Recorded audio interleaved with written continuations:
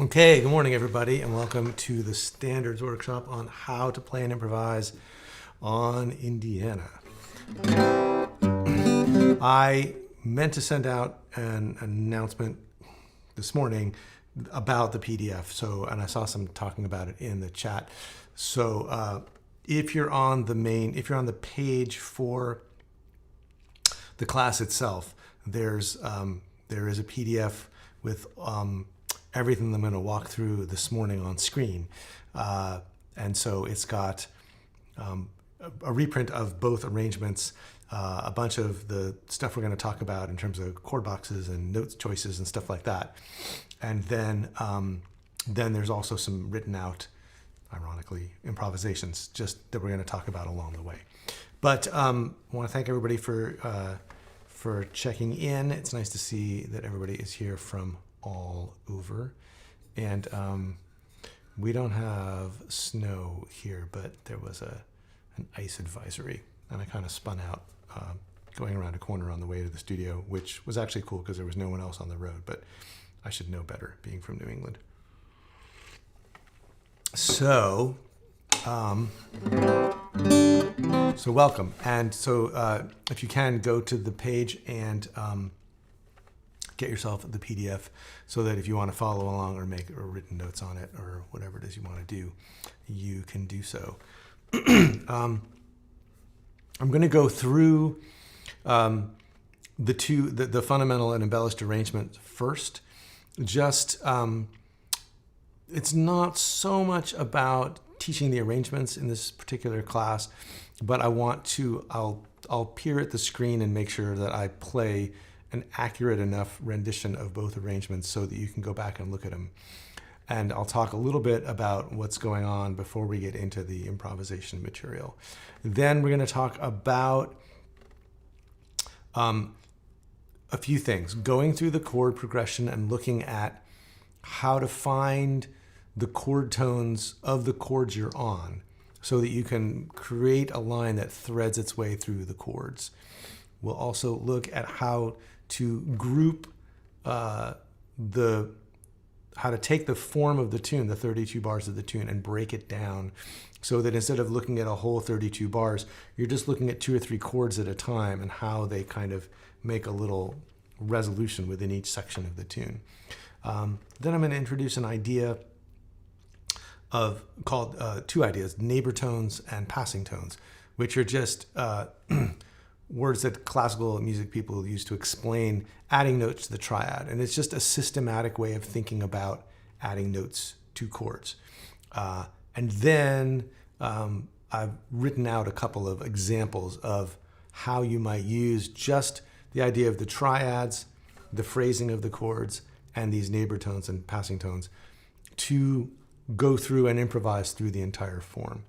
So there's a sort of a method to it. And the idea is that, you can take that, and whether you're going to play this tune finger style, or you're just working on how to solo on tunes in general with or without the finger style approach, you can use this idea of breaking down the chord progression, looking at the chord tones, looking at the neighbor tones and passing tones, grouping together the chords into phrases that resolve, and use that to play in a way that will thread you through the chords in a way that's more satisfying than just kind of taking one scale and pouring it over the whole thing.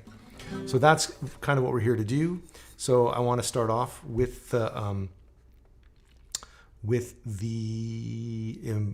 fundamental and embellished arrangements.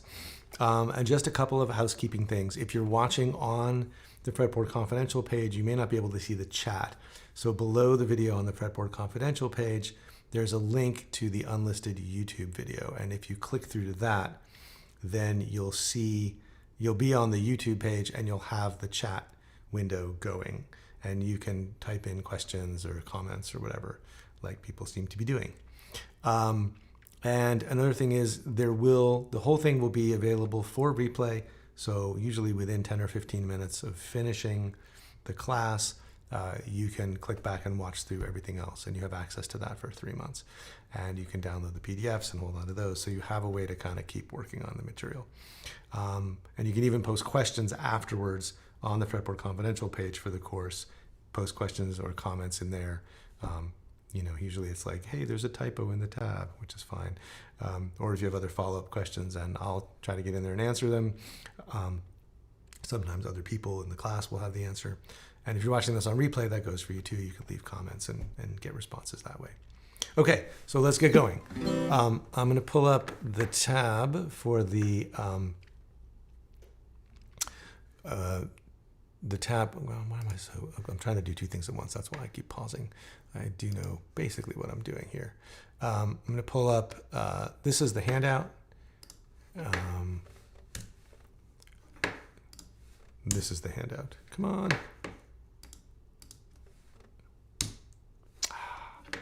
Seriously? All right. Hang on. Let me get this going on here.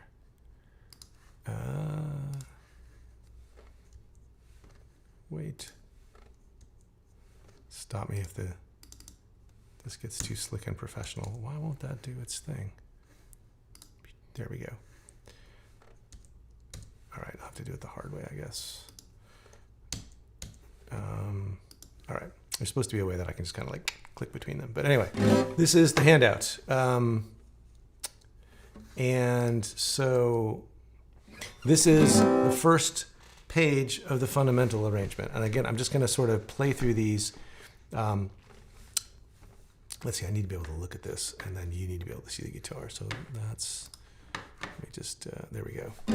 Okay, so here's page 1 of the fundamental arrangement. So you have that as a reference.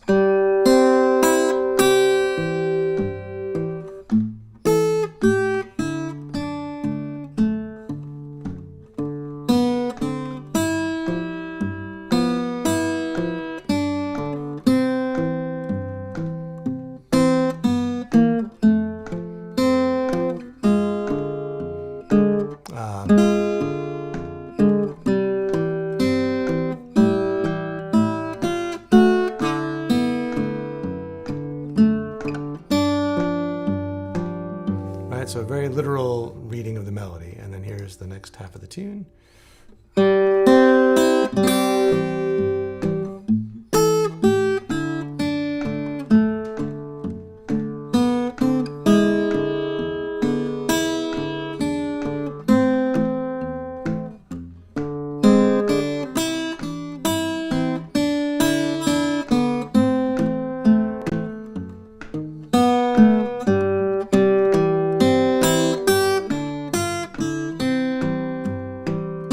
Right? I'm just trying to sort of, ordinarily I just kind of play it, but I have to look at the tab and make sure that I'm playing it exactly right so that it corresponds when you go and look at it. But so that's what the fundamental sounds like. And if you are working on it from a fingerstyle point of view, you would probably want to break it down in terms of looking at the melody, looking at the chords, one by one, so let me just try one more time to get this to be a little smoother as far as switching back and forth. There we go. That's what I wanted to happen. Right, so here's the tune, and if you just look at the top line, you've got the melody.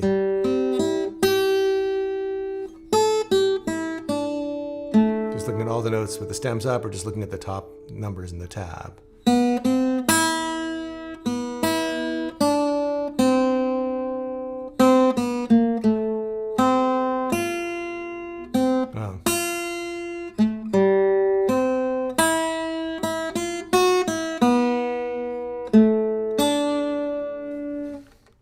So the idea is you want to be able to think of this musically, and this is an idea that I talk about a lot as the horizontal three-step, like thinking about this horizontally in 3 steps. You've got the melody, you want to look at that and just be able to play the melody so that you really hear, oh, that is what the melody to the song is.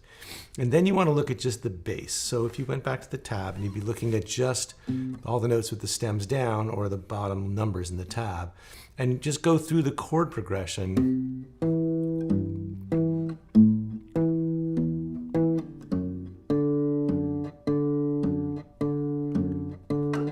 Second line.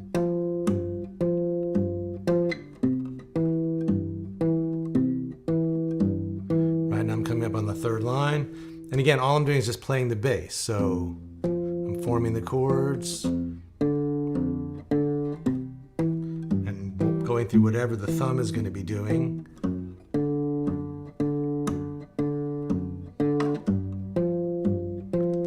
Right? So the idea is just, you want to see this as, here's the melody, we just learned that. Here's the bass, we just played through all of that. And so that you can start to think about fingerstyle not as just like this set of grippy grips, right? Like, oh, I got to do this, and then I got to do that, and then I got to do this. But really seeing it as the third step, the right hand, the coordination, is what you do to make that melody and that bass line happen at the same time. So the right hand is just a way of achieving this goal of getting these two parallel things, two things that are running horizontally in the music, the melody and the bass.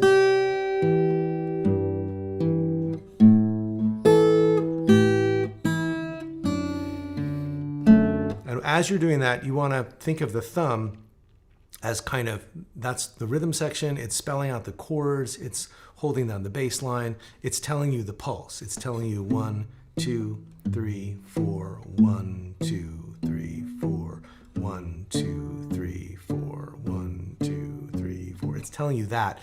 And so the melody is happening in relation to the pulse of the thumb.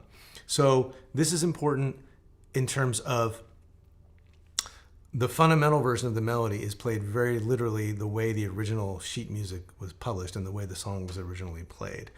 And so it's very straight in the sense that the notes are all on the beat. So 1, 2, 3, 4, 1, 2, 3, 4, 1, 2, 3, 4. Right? So in terms of fingerstyle, every note is a pinch. Every note, meaning every note is played with a combination of the thumb, a thumb and finger at the same time, except for that first pickup phrase. Pinch, pinch, pinch, pinch, pinch, pinch. And that matters because now we're going to go to the embellished and look at what makes it different. And a big part of what makes it different is that it's syncopated, which means that notes are happening in the melody off of the strong beats, off of the 1, 2, 3, and 4. When you start to count quarter notes and eighth notes, 1 and 2 and 3 and 4 and 1 and 2 and 3 and 4 and all the ands are happening in between the strong beats. And so let's go to the fundamental, the embellished, and look at a little bit of what's going on. I'm going to switch over to the sheet music. So here,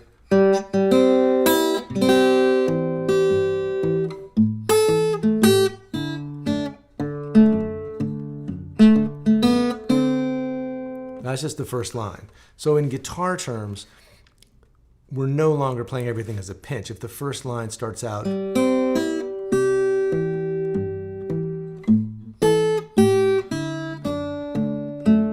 all that the syncopation is doing is it's moving some of the notes ahead or behind of the place they should land. That's all it is. But it makes it swing and it makes it sound more musical and more groovy. So if we have just, there's an extra note stuck in there that's not really in the melody. The melody originally holds. But here we've added 1 and 2 and 3 and 4 and 2 and 2 and 3, 4, 1 and 2 and 3 and 4 and. So instead of playing like in that measure of D, like in this third measure here, if you look at right here, right? So in the fundamental, we would just play 1, 2, 3, 4. But here we're playing 1, 2, and 3, and 4. So it's that coming in on the and, we've moved the note up. It's supposed to land on beat 3. 1, 2, 3, 4. But now we're playing 1, 2, and 3, 4. And syncopation is as simple as that. It's just when you start to pile up the syncopations, there's a lot going on. Like if you check out the second measure, here, there's 3 notes over the melody in the fundamental version. 1, 2, 3, 4, right? But now we're going to delay one of, well, not actually, let's see, we're bringing the first one forward. So instead of landing on beat 2, it's landing on the and of 1. 1 and 2. And then there's a little fill note. Guitar-wise, this is happening like this. Like, so those last couple of notes are happening on the beat like they're supposed to. But the first 2 notes, we've got this on the and of 1. And then on the and of 2, there's a fill note here on the third string, whose only purpose is really rhythmic. So that's happening. I just had this horrible thought that I never tuned my guitar. So take a second to scope out that tab again. And I am going to make sure that you don't have to, watch this entire thing with my guitar being out of tune, because that would really be no bueno. So hang on one second. Let me just double check this here. Yeah, it's super flat. My apologies. I will go back at the end, and if I forget, please remind me. And I will play through the fundamental embellished again, so you don't have to tune your guitar a quarter step flat to play along, because that would be horrendous. But I'm glad I caught it now. Okay, that's better. Okay, so I just wanted to point out the difference between the fundamental and the embellished. So actually, why don't I do that now? Just go through and play through these one more time. And you can listen for the way that the fundamental is on the beat and the way that the embellished version is so syncopated. So here's the fundamental arrangement again. I'll have to pause to kind of change the pages in the middle, but here it is.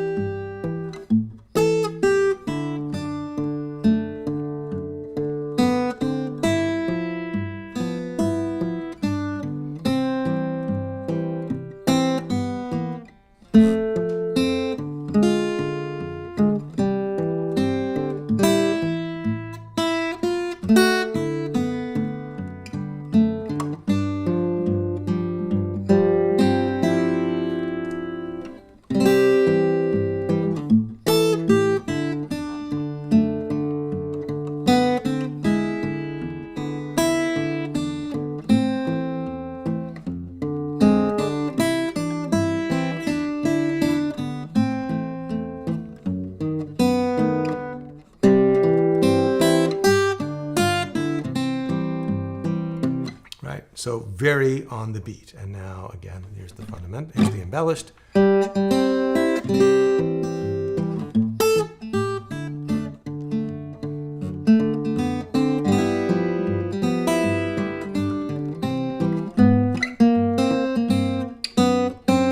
play that line again. Let me do the whole thing again, because there's actually some chord substitutions and other stuff hiding in here too.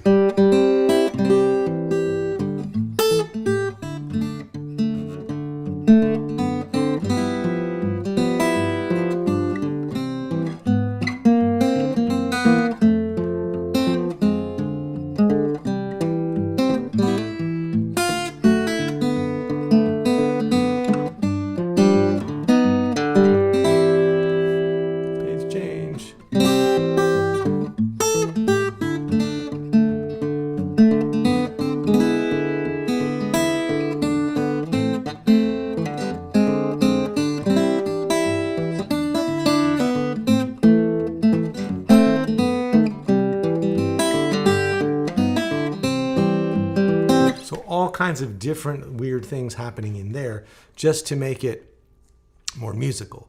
So just to go through a few of those slowly. So grabbing more of a full chord there on that first measure.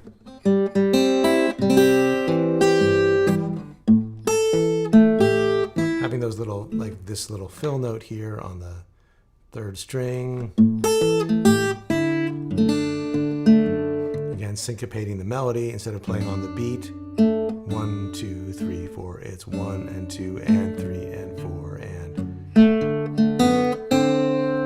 then again adding two notes where there would be one here on the and of 1 and the and of 2. And then again a full chord. Putting the 7th in the bass with this G voicing.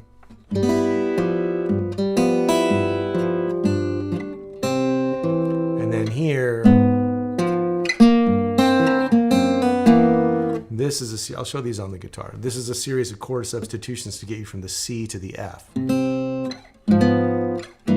it's basically a C, and then a half step above, back into a C again with the G in the bass. And then the dreaded tritone substitution here, swapping a G7, G flat 7 for C, while the melody does this little chromatic turn. So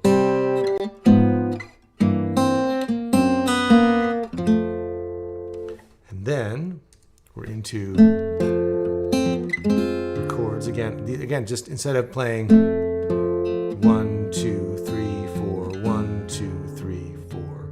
It's 1, 2, 3, and 4. 1, 2, 3, and 4. And this is the other kind of syncopation you can have, which is to delay a note. So instead of playing 1, 2, 3, 4, 1, we've got 1, 2, 3, and 4. 1, 2, 3, and 4. 1, 2, 3, and 4. 1, 2, 3, and 4. So for that whole line, this whole third line here, things are getting strung out where every second note in the phrase is getting delayed. So again, it's just, I don't want to belabor it too much because I want to get into the actual improvisation, but it's important to talk about because being able to take an ordinary, to take a melody, like it depends how you learn your melodies. Like if you learn your melody from sheet music, then being able to take that and syncopate it and add these rhythmic elements is really important because the sheet music is the straightest, most literal reading of the melody. Now, if you're learning a tune off of a record, then you're listening to a performance where someone's already done an interpretation. In fact, I didn't until I sort of went back to really check and look at the lyrics to the original lyrics to the song. I didn't realize that this was like this note holds for the whole measure because it's something like back home in Indiana. So there's no way that can be two notes, but I'd heard the saxophonist Scott Hamilton play the song. That's the first person I heard play it. and heard Joe Pass and Herb Ellis play it, and everybody seems to, at least one of those people's versions, turn that into two notes. And so like in my head, I'm like, oh, that's how the song goes.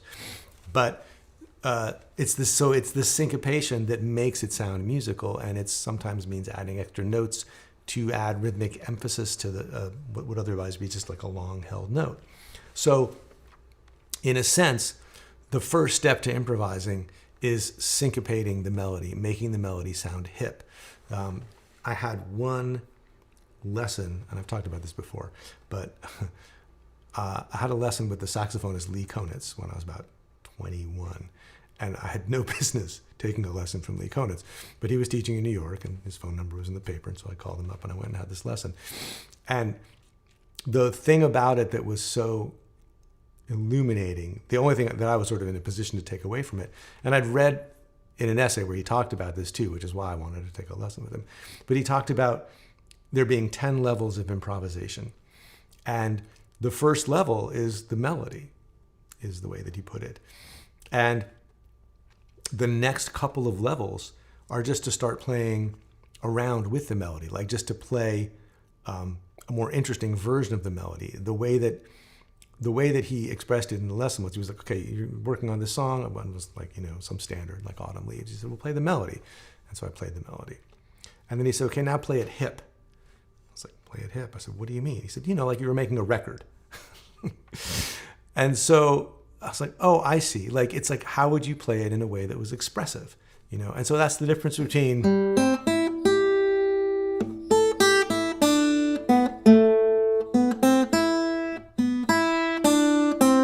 and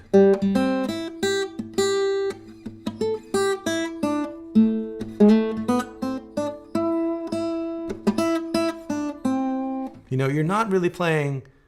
You are and you aren't playing the melody at this point, right? And the difference is visceral. Like you can tell, one is much more fun to listen to than the other.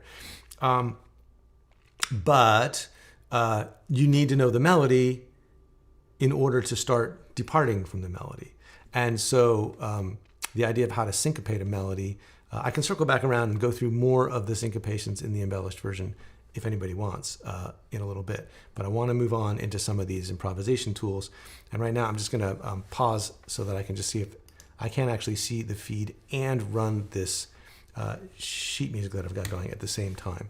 So I just have to keep going back and forth between these things and just look and see if there's any comments, which is what I will do every 20 minutes or so.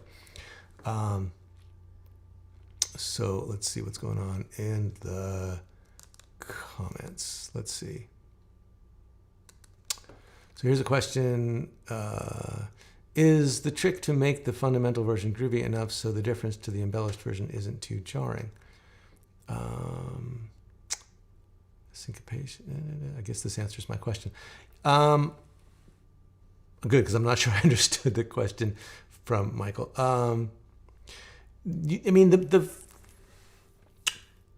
The fundamental version is just to kind of lay out the markers. Like this is what you need to know the song. Like you should know the melody as written, and you should know the chords as written, and then you can start to mess with them. So the fundamental and the embellished version are kind of meant in this lesson to show you the difference, and you could play the one and then the next as a kind of as a sort of way to open things up. Like say, well, here I'm going to play the melody once through fundamental, just to state the melody, and then the second time through, here's like the groovy version of the melody. But it's also meant just to kind of show you some specific things about syncopation, so that you can start thinking about that as a tool. Because if you know another song that you're working on, you can get you can start with a literal version of the melody, and then you can start to syncopate it. Or if you've listened to someone's version of the song for a while, you can then go look for the actual written version of the song, or a really early version of the song, and then sort of look at what the artist that you like has been doing with the melody. Oh, here's one more follow-up to this chat question. It was about when arranging. Sometimes the difference between the fundamental and the embellished is quite large in terms of musicality. Your story cleared that up. Okay, good. All right, then I will move on. Thanks for retuning. You're welcome. I'm sorry it took so long to do that. Okay. Let's get into some of these ideas then.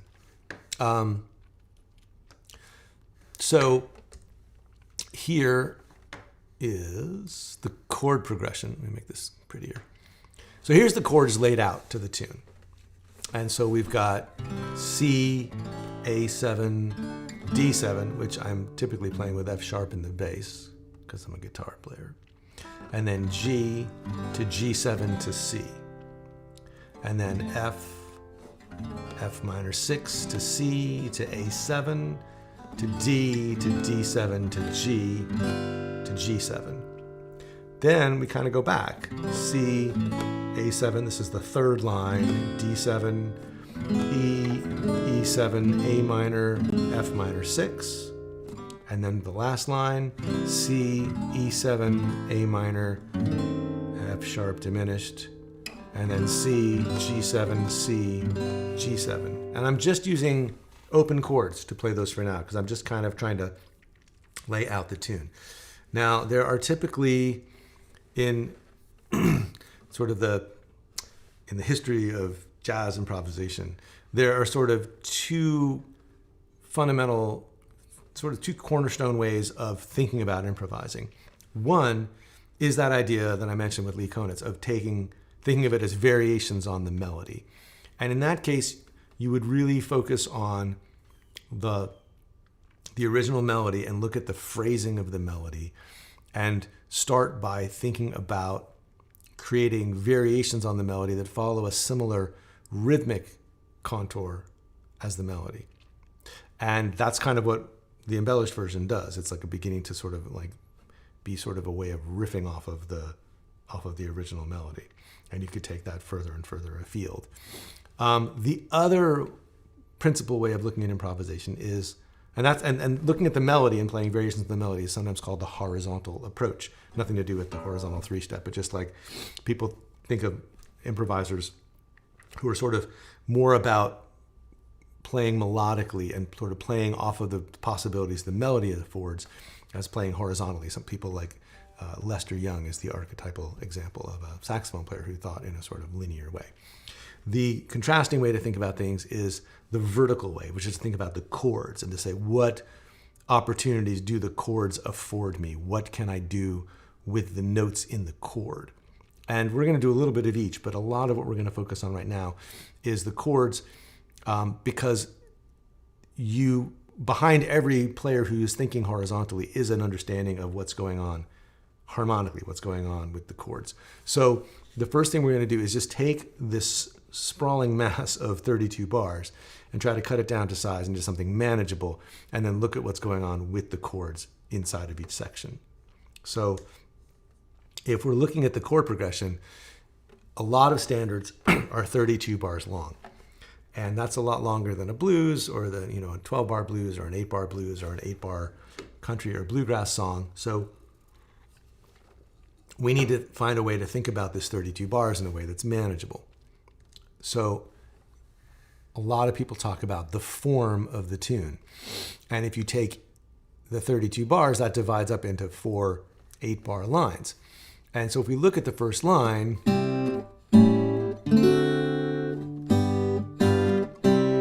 we have just C, A, D, and then G, G, C. And these chords would look a lot scarier if we were in the original key, which I think is A flat. But you put it in a guitar key like C, and it looks, in the words of Captain Beefheart, safe as milk. So that's the first line. We call that the A section because it comes first. The first 8 bars is called the A section. Now, not all standards follow this particular form, but this song goes now to a contrasting B section with the F, and C to A7, and then D, D7, G. So that's the B section because it's different from the A section. Then we come back and we have the A section again. C, A7, D7, although it does end a little differently. D7 to A minor. But since it starts off the same, and since the melody and the words are kind of similar during this part, the first half of the A section over here, we call this the A section. Some people call it like A prime, or they have other names for it, but it's basically the A section again. And then finally we have this last section, which is like nothing we've seen before. It goes from C to E7 to A minor to F sharp diminished, and then kind of rounds things out with this turnaround of C to G to C, and then probably one more G to bring you back around. So that's the form. It's an A-B-A-C form. And what's nice about this is that now you've got 4 8-bar sections. And so you can kind of think about it section by section. And you've got some differentiation between all those bars. And you've got some repetition. And you can see that there's some things that happen more than once, which always makes me feel a little less freaked out. That like if I figure out how to play over C and A7 and D7, I get to use that more than once in the tune. So from here, now we can start to look at the chords. So let's just take this first 8 bars and look at what we have. Just forgetting about the sevenths for a second to keep things simple. We've got a C, and then an A, and then a D. So I'm just going through the chords in the first line, and then in the A section. And then we've got a G to a G7 to a C. Now, if you're playing fingerstyle, the bottom 3 strings are going to be busy. Like you're going to be using that for your thumb, playing bass notes. So I've just put those in black.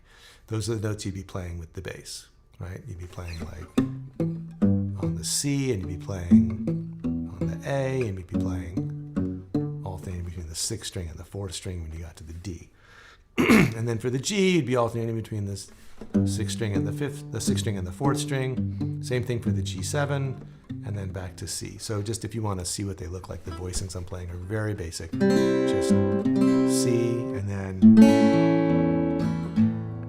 for D I'm playing, I've written it out like this as a full D chord, and you'd have to grab the bass with your thumb or play this kind of weird version of a D. In reality, usually it's something like this without worrying about the 3rd on top, or maybe grabbing the 3rd and then coming in for the root, or there's a lot of things that happen on the fly that aren't really reflected in the chord box, but some version of D with F sharp in the bass, because it gives you a bigger span for the bass notes. If you just played the bass like this, it would sound kind of tweedly and ineffective. So that's kind of our default D. You might also come up here to close position and play D here, but I kind of left that out of this arrangement in this lesson because I wanted to see how much we could get done just in open position to make it feel accessible. And then when we get to the G, I'm just playing a G chord like this, and I'm not even really bothering to play the 5th string. And then here's my G7 with the 7th on top, and then to C. But the real action is on top here. So what I'm doing is I'm looking at just how to play the triad, just the 3 notes that make up each of these major chords on the top 3 strings, and identifying what they are. So on this C, I've got the 5th and the root and the 3rd of C on top. That's enough to spell out the sound of a C chord. Same thing here. When I get to the A chord, I've got the root and the 3rd and the 5th. Now they're in order, right? I've got the root on the bottom in this one. Then when I get to D, they're kind of scrambled again. I have the 5th, and then the root and the 3rd is on top. Then when I get to G, I don't really have all of the notes of the chord. I have the root and the 3rd, and then I have the root again on top. And then for the G7, I've got the root, the 3rd, and the flat 7. Again, there's no 5th. And then I'm back to C with the 5th and the root and the 3rd. So the idea here is, even if you don't know a ton of theory, you've been playing guitar chords for a long time. And so if you just look at the chord itself, I've labeled all the intervals in those triads. What you need to know is that every major chord and every minor chord has a root and a 3rd and a 5th. And if you can locate them on the top 3 strings, now we've got a way to get from chord to chord that's compact, and it's in the zone where we can reach melody notes with our fingers and not worry about, like getting in the way of the thumb. So the next thing to think about is within this 8 bars, can we divide it up even more? And the thing we're going to do is think about how these chords are resolving and where things are pausing. And the melody pauses at the midpoint and the end point of each line.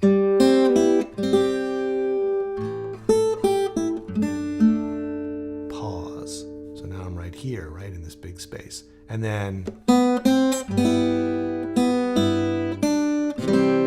right? And it pauses here. So there's this sense of going, you know, where these arrows go, like C, A7, D, pause, G, G7, C, pause.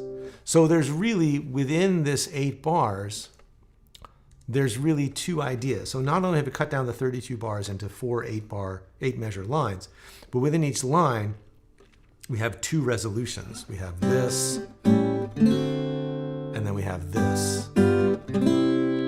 And brief theoretical sidebar, we're working with a lot of dominant 7th chords, and dominant 7th chords always want to resolve.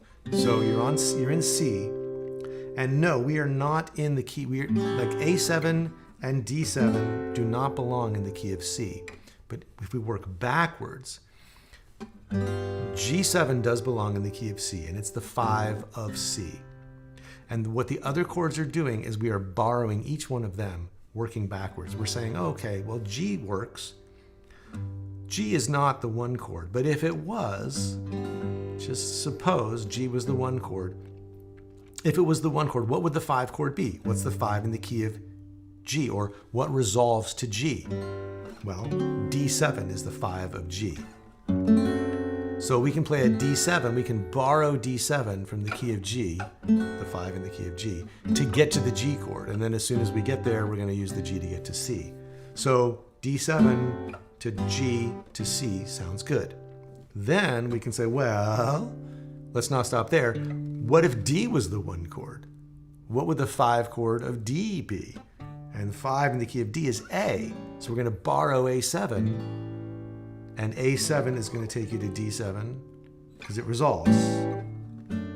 And then D7 is going to take you to G, and G is going to take you to C. So that whole first line starts in C, ends on C. And then really, these chords only make sense looking backwards in retrospect. Because you go to A and you're like, hey, that doesn't belong in the key. Oh, but it's the 5 of D. That doesn't belong in the key. Oh, but it's the 5 of G.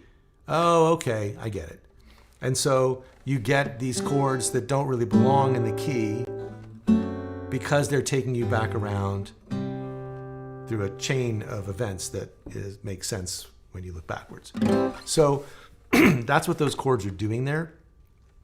And that's why you can't just stick one scale over the whole thing and have it work. Because the premise of sticking one scale over the whole thing is if you're playing a song with C and F and G chords, then yeah, those are all in the key of C. And so all the notes of a C scale will kind of work over all 3 chords, basically. I mean, with some exceptions. But you can kind of basically get away with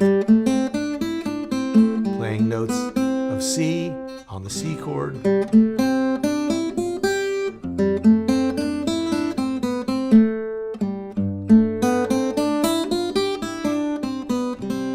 Right?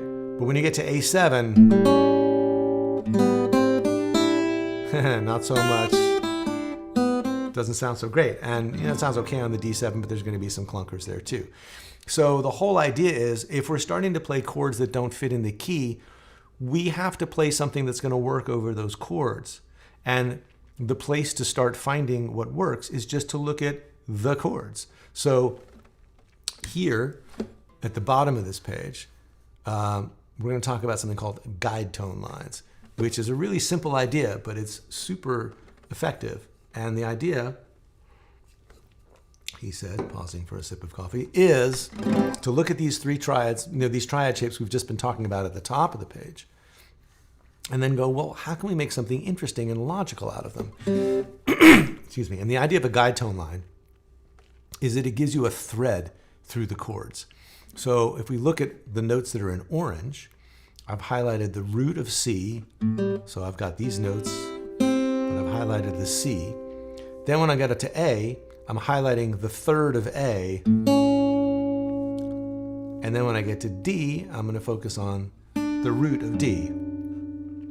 And so over these three chords, instead of just playing the chords and having just the top note go wherever it wants to, I'm focused on a particular note that I want, and I'm creating a little line that goes.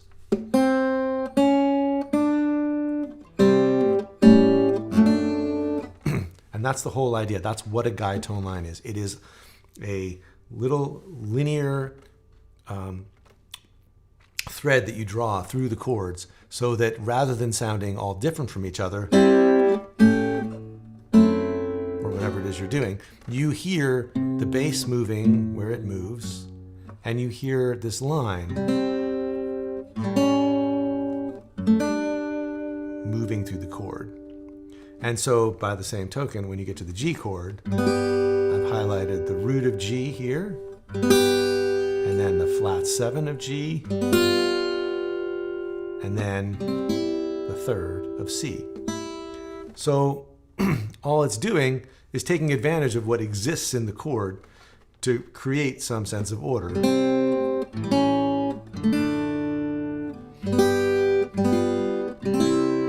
So that now when you play through the chords, there's a sense of direction.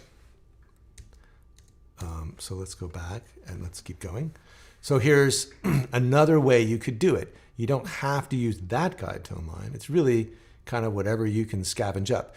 There's an idea of something called a common tone, which is there a note that's in common between two chords? And so in this case, the fifth of C is the same as the flat 7 of A7, which then goes down to the third of D. So that's kind of cool. Now we have this descending thing, and it's subtle because you hear the same thing on top, but your ear's like, well, stuff's changing underneath, but I hear the same note on top. I don't know what's happening. And then that creates a certain kind of tension, which is resolved when you land on the third of D. And then on the G, we have something that's a little bit, instead of going in one direction, we're going to go up from the flat 7 of G. We're going to reverse these notes, and it's okay to treat G and G7 a little bit interchangeably. So we have the 7th of G, and then we have the root of G, and then we have the third of C. So that gives us something that moves around. We have, and that's kind of interesting too. So we have,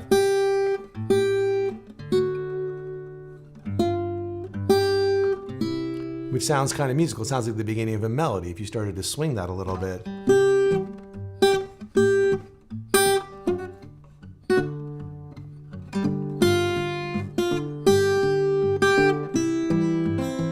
And all I did was like add a couple of notes and syncopate them. I mean, I played the same note a few times.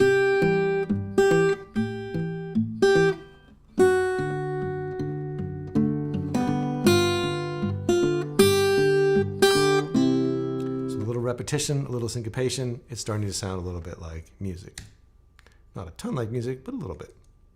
So that's just the first line. Now, we can't go, I don't think, there isn't time to go through that entire process for every line, but I wanted to illustrate every line has these moments. So you get to the second line and you have, and I put a few of these chords in parentheses. We're going to deal with these later, but the idea is just to first look at the resolutions, these 3 chord resolutions, and just kind of pause on these little intermediary chords here that do have an important role to play, but just not yet. So we have C to F, F to F minor to C. So that's a kind of resolution. And then we have D to D7 to G. And we talked about how D is the 5 of G. Then we're back to the first resolution here. This is the repeat of the A section. And now we have another super cool sound. So if A was 1, what is the 5 in the key of A? Well, it's E. So now we have E, E7 to A minor. And then down here, we use that same idea. We're in C, but we use an E7 as the 5 of A minor. And that resolves. and then most basic of all, 1-5-1, C to G7 to C. So we can carve up the entire tune into these 8 moments where something's always resolving and where things are always doing something interesting and then coming to a resting point. So going through the whole tune, you know, we've used these guide tone lines now.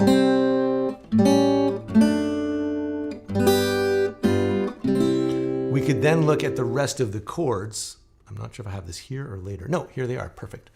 So now if we look at like, oh, we are going to talk about this. Now we can look at the chord progression and for each line, and I haven't highlighted any particular moments, but we can look at this and go, oh, well, look, here's this note, the 3rd of F. That's going to go down to the flat 3rd of F. And then that could go to the 5th. So there's a cool guide tone line. That's a little chromatic moment. Right, from F to F sorry, it's an A is the note we got here, but the 3rd of F, the 3rd of the F minor, and then the 5th of C. But we could also just have a common tone. We could have the 5th of F, the 5th of F minor, and the root of C. We could have, just hold on to that C all the time. Or, you know, we could have the root and the root of F and then go to the 3rd. We could have, and there's even like a Beatles song that does that.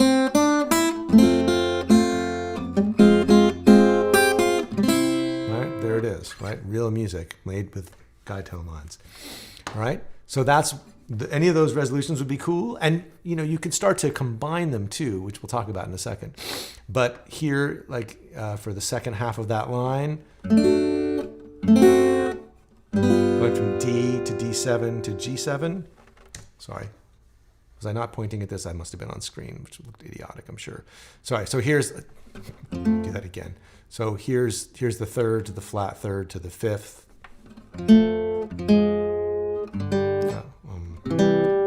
And then the common tone on the F to F minor to C. That was this and this and this. And then finally, the Beatles move.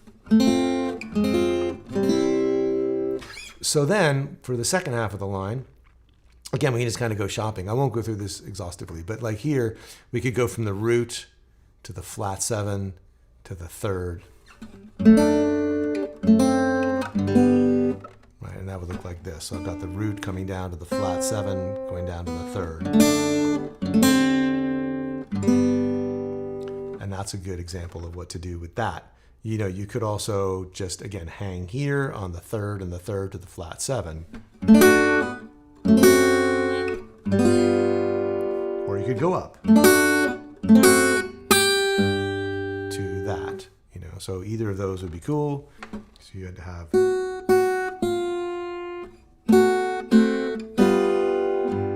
or that would be cool too.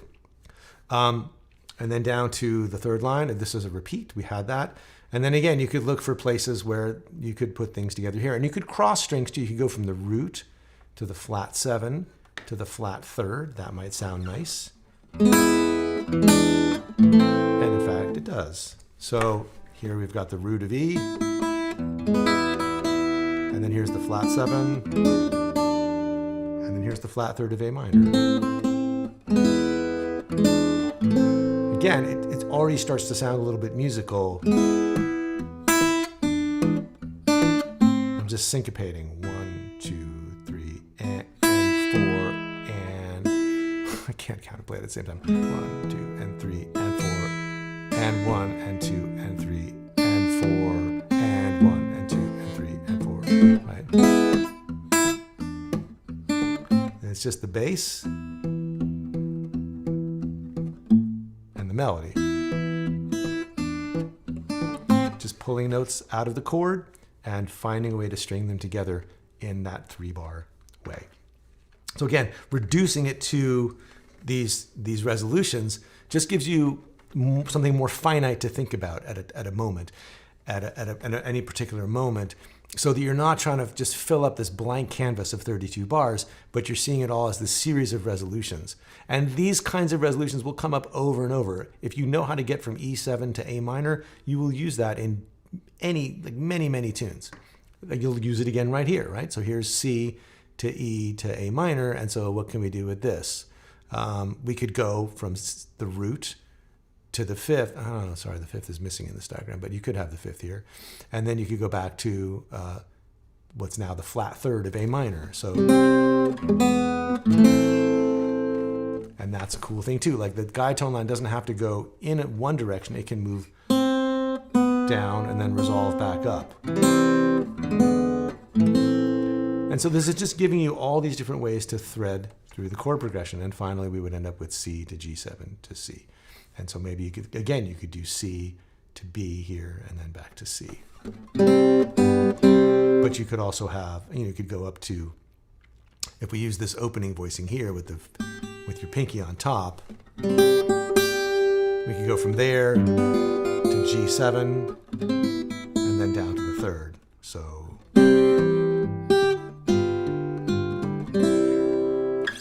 So that gives you those possibilities. All right. So we've got the form.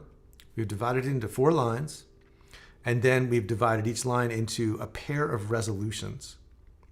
And we're looking at just triads, and we're using these guide tone lines to give us a bit of a framework. Now, if you could practice by just playing through chord tones using these guide tone lines and trying to make them sound rhythmically interesting, and that would be plenty. You could just I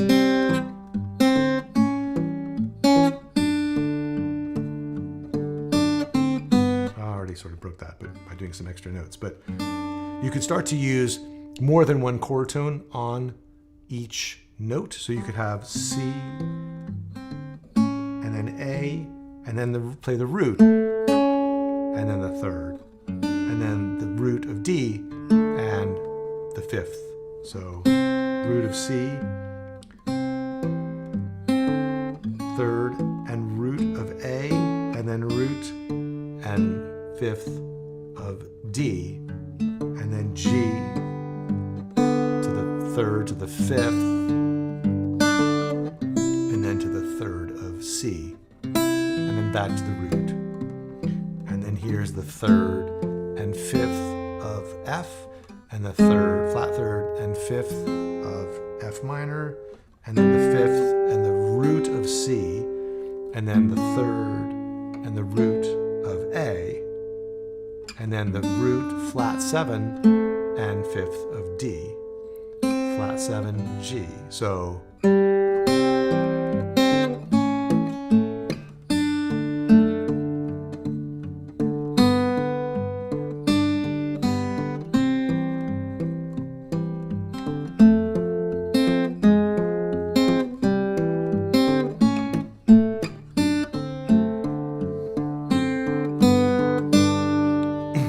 it almost starts to sound like real melodies, but there's always something that your ear's going to want to fill in a little bit, and that is when we get to neighbor tones. Well, that was going to be so dramatic, and it didn't happen.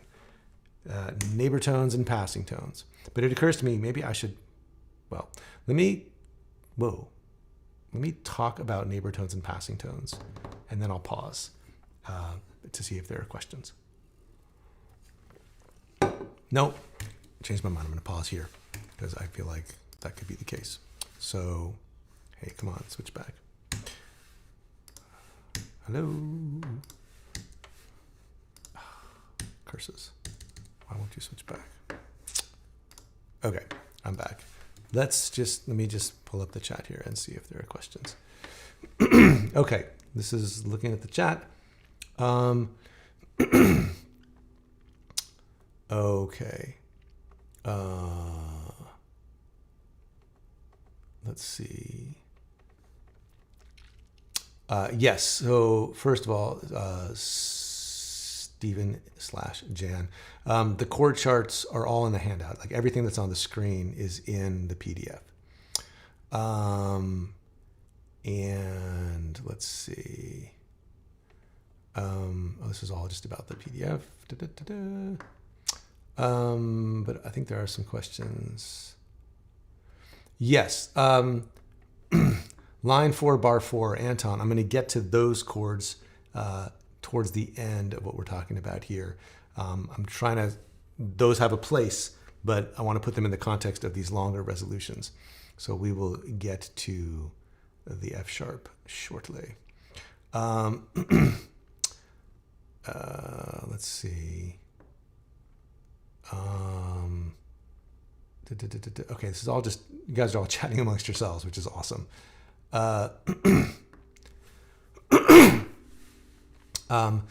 From Ben, I really hope this rhythmic chord tone practice idea is what's sketched out at the end of the PDF in the exercise. I need this written out to help me practice it. Yeah, I didn't do something quite as simplified as this. It kind of, what's at the end are a series of increasingly, starting with very simple and then more elaborate. I guess the first one is kind of what you're talking about. I made them kind of graduated so you can kind of see the process building up. I think you'll find what you need towards the end of the handout. Okay, so good. Not a ton of questions, so that's great. Feel free to post them while I do this next bit, talking about neighbor tones and passing tones, so that when I get done with that, I'm just trying to sort of pace everything. I always think I've got not enough material, and then it turns out it takes more time than I thought to explain everything, and I don't want to run short and not get to everything. So let me move on to, okay, so now we're going to go back and talk more about this. All right. I appreciate your implicit patience as I try to get good at doing all of this with the screen and everything else. Okay. It's a little bit clunky, but I'm getting there. All right, neighbor tones and passing tones. So these are the things, these are two terms that you'll encounter mostly if you're studying like, harmony and classical music and stuff, but improvising musicians use these things all the time as well. And some people call them this.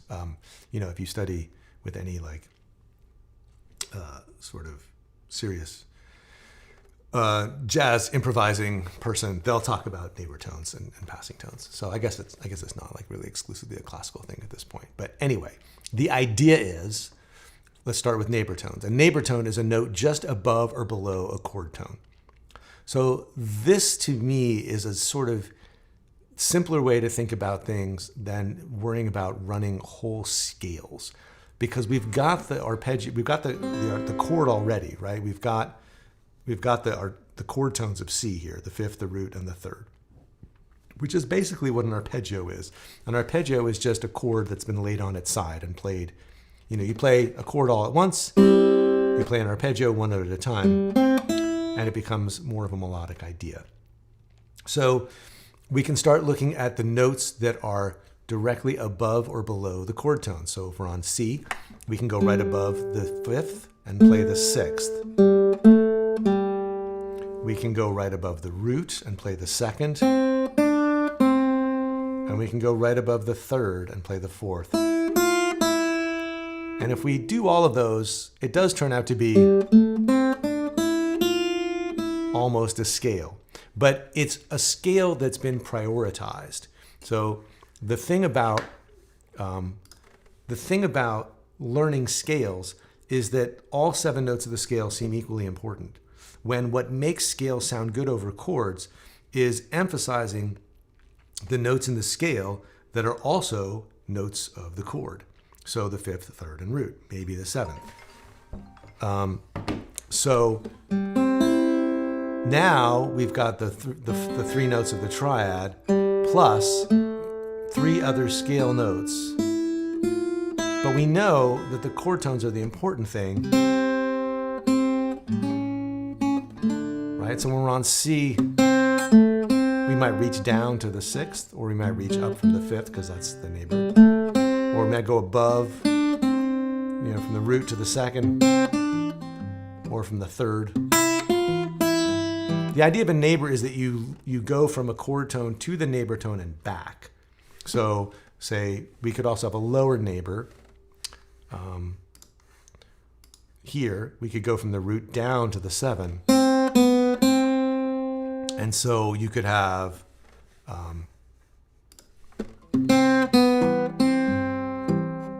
or you could have 5th to 6th to 5th, root down to the 7th and back, to the 2nd and back, or from the 3rd up to the 4th. If you're on the 5th, you could go from the 5th down to the 4th, and the 4th would now be a lower neighbor of the 5th. But implicit in the idea of a neighbor tone is that you're going to be on a note and then come back to it. Now these are things that you do intuitively when you improvise, but putting a name on them means you can do them more intentionally, which is kind of cool. So next, there's the passing tone. And these are going to look exactly like the neighbor tones, except that it's what you do with them that makes the distinction. So a passing tone is a note connecting one chord to another tone. So with a neighbor tone, you're on a note, you go away from it, and you come back to it. Lower neighbor tone, or you go above it, and you come back. With a passing tone, you're going on to the next chord tone. So here we'd go root 2, 3. Or you'd go 3, 4, 5. For instance, right? So just so you see what those look like. So the difference between a neighbor tone and a passing tone is this note here in terms of C. If we go up and we come back, it's a neighbor tone. If we go away and return, it's a neighbor tone. If we keep going on to the 3rd, now it's a passing tone, connecting the root to the 3rd. And you could combine them too. I mean, if you, this is the question that always comes up, that I always think about when I'm looking at this. I'm like, well, there's more space between the 5th and the root, so what are these? Is this 2 passing tones in a row? You can sort of think about, well, you can say, well, maybe I'm playing a C6 chord. And so really, maybe now the major 7 is a passing tone between the root and the 6th. And now I'm just playing 2 chord tones in a row, the 6th and the 5th. Same thing if you're playing like the 7, Now maybe I'm playing, the 7 is a passing tone to the 6. I mean, it gets a little bit squirrely, but try to just stay focused on triads for now. Passing tone, like that. Now, these work on any triad. So if we're in A, a perfectly nice chord to be on, and the next chord coming up in the 2nd bar of the chord progression. Here's the A triad. We got the root and the 3rd and the 5th. And so right above the 5th is the 6th. So there's an upper neighbor tone. And now here right below the root is the major 7. So that's a lower neighbor tone. And then passing tones. Here we can use the 4th to connect the 3rd up to the 5th. And yeah, if we went from the 3rd up to the 4th and back, it would be a neighbor tone, but we're using it to connect up to the 5th. You could also go backwards. You can go from the 5th through the 4th to the 3rd, and now it's a passing tone on the way down. And here we've got a passing tone from the 5th to this flat 7th. So we've got the 5th connecting up to the 6th, to this flat 7. And we could use it as a passing tone going down. And we could use it as a lower neighbor of the flat 7. And we could use it as an upper neighbor of the 6. So just to see all those on the guitar. So, if you're on A, here's the 5th. The 6th is an upper neighbor of the 5th. The 7 is a lower neighbor of the root. The 4th we're using as a passing tone from the 3 to the 5th, or down from the 5th to the 3rd. And now here we've got the root, we got the 5th and the flat 7, and we can connect up the 5th, use the 6th as a passing tone to the flat 7, or as a passing tone from flat 7 down to 5. It could also be a lower neighbor of the flat 7. It could be an upper neighbor of 5. So the idea is just to give the notes, I mean, we're using a lot of notes now, but trying to keep them in perspective. If you can find a triad, you can find the neighbor tones, you can find the passing tones. So again, you'd need to go through this for, every set of 3 chords that we've got so far, you could find passing tones, passing tones and neighbor tones. And just to add one more layer of detail, because you're going to figure this out eventually, just by fooling around and looking at it. So we should talk about it, even though it can sound a little complicated. But there's the chromatic neighbor tone and the chromatic passing tone. So really what we've been talking about so far,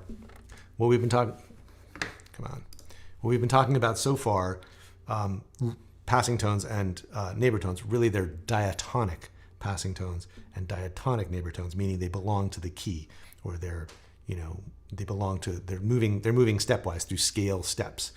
Chromatic neighbor tones and chromatic passing tones are moving by a half step above or below a neighbor chord, a chord tone in the case of the neighbor tone. So if we're on the major third of A, and we, instead of going down a whole step to the second, we go down a half step to the flat third, that's a chromatic neighbor tone. So, and again, this is stuff that you do because that's a bluesy thing to do. So, right, that's how you'd use that. Third, flat 3 to 3. It's a chromatic neighbor tone. Here we could also go up from the 5th, up a half step to what would basically be a flat 13. And that might sound good in some situations, just like we could also go from the root to the flat 9. Again, it's chromatic because it's only a half step. And I'm not going to get into all the weeds of like what altered tones are and how they work, but typically, if you're playing on a chord like A or A7 and you want to get the altered sound, these are 2 of the go-to altered sounds, the flat 13 and the flat 9, and they are just chromatic neighbor tones, basically. So a chromatic passing tone, as you may have guessed, is using half steps to connect up notes a whole step away. So from the root, if you want to get to the flat 7 of A, you could go, whoops, I'm doing that again where I'm looking at the tab, but you aren't. Here we're going from the root to the flat 7, but we're connecting it up with a chromatic passing tone. And then here we're going from the 6th to the 5th with a chromatic passing tone. And, you hear this first one, like, I don't think Robert Johnson called this a chromatic passing tone, but he sure played them, right? Because that's the root through a chromatic passing tone to the flat 7. Right? So that's pretty legit. And then here are a couple more. We could go from the 3rd down to the 9th or the 2nd. So now we're taking this is a diatonic passing tone, right? Or we could say we're playing a 9th chord, and then we're connecting the 3rd to the 9th like this, through the flat 3rd to the 9. So, or we could say, this is a diatonic passing tone, 3, 2, 1, and we're connecting up the diatonic passing tone with a chromatic passing tone. So this stuff starts to kind of build on itself and can get a little bit hairy, but if you just stay calm and work stepwise, it will make some sense. And finally here we can put together 2 chromatic passing tones in a row. Connect up the root to the 9 with the flat 13 of the flat 3rd, and then connect the 9 to the root with the flat 9. So we get this whole big long chromatic shenanigans that goes like this. So, which is kind of cool.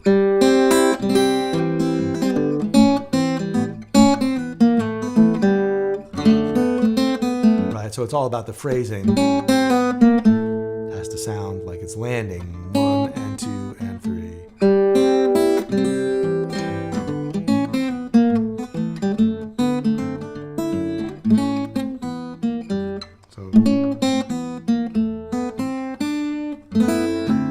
Exactly what I did, but that's the idea. Oh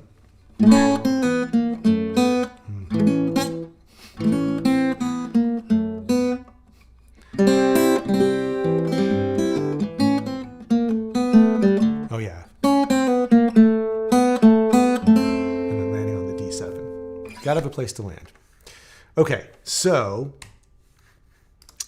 let me pause there before I get what I'm going to do next is go through these 3 improvisations to show how this stuff works in action. I mean, it's a little ironic, like, you know, I tried to do sort of a modular thing with this like I've done on some of these other lessons. And there's just so much going on that I felt like the easiest way to illustrate it was just to write out a few examples of an entire chorus. And then we could kind of walk through and say, oh, look, this is happening here, and that's happening there. That's an example of the thing we talked about. So that's what we're going to get into next.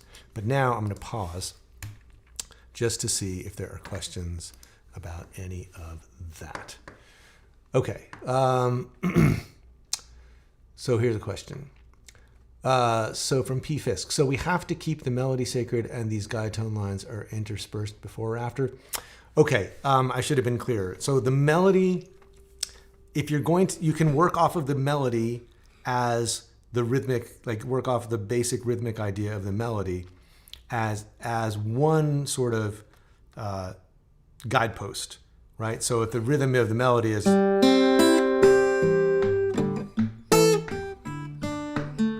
and then you want to like syncopate it first,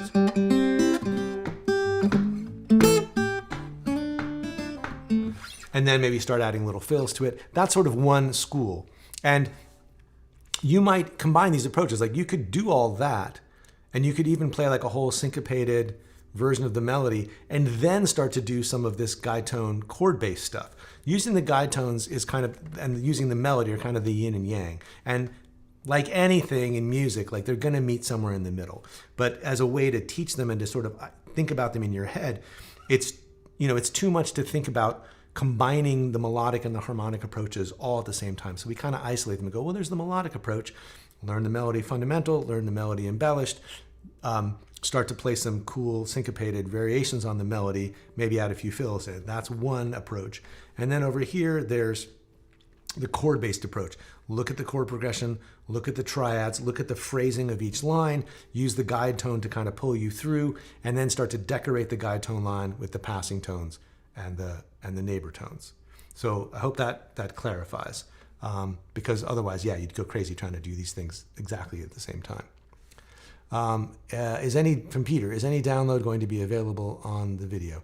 Not the actual video itself, but the PDF is downloadable.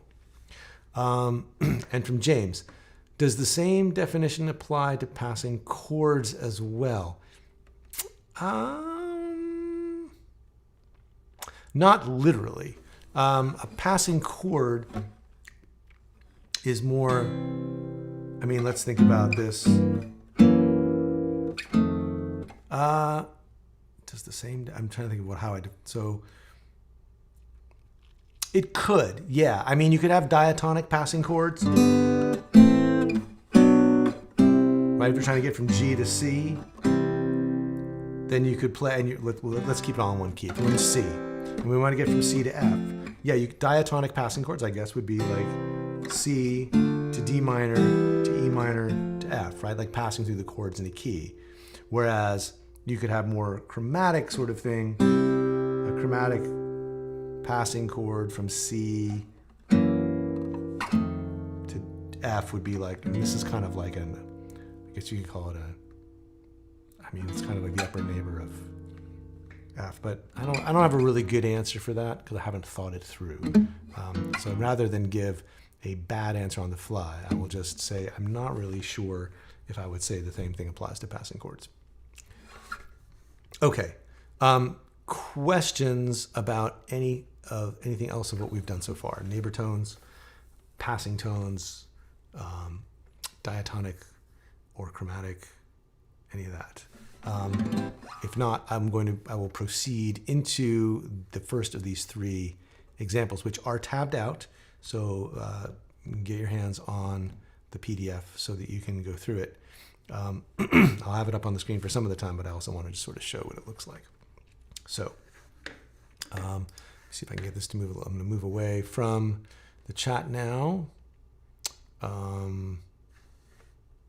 and try to get to any of this that I need to as I need to.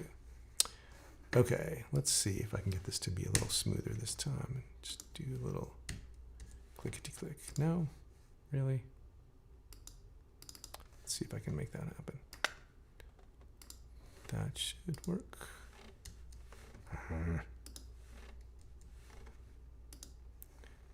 You are bothering me.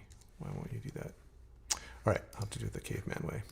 All right, so here's improvisation number 1. And this is a whole chorus of Indiana. Again, I'll have to sort of pause at the page turn. But basically, it's an example of, I'll play the first page, and then I'll just kind of stop. I'll go back and break it down. Here's what it sounds like.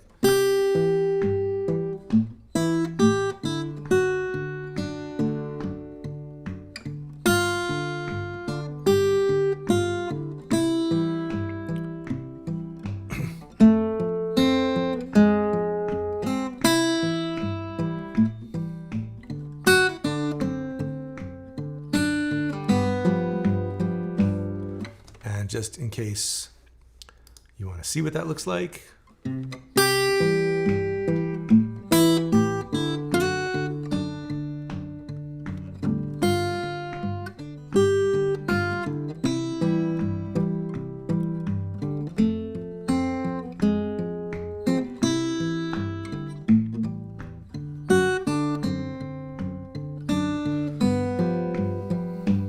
So let's talk about what's going on. These are all the things we talked about at the beginning. For this one, I am using the rhythmic contour of the melody. So,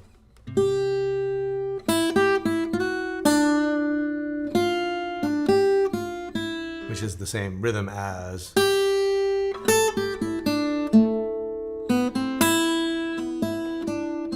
Basically. So let's look at what's going on in terms of chord tones. So right now we start off, we're on the 5th of C, and then on A7, second measure, we've got the 5th and the flat 7 of A, and then we land on the 3rd of D and the root of D. So just chord tones.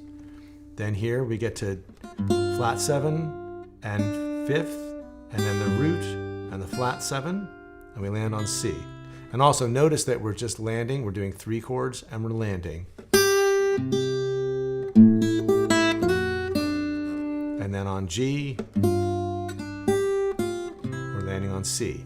Now here we're on F in the 3rd line, the 3rd and the 5th of F, and then the flat 3rd and the 5th of F, and then the 3rd of C. And again, we're landing, so. Sorry.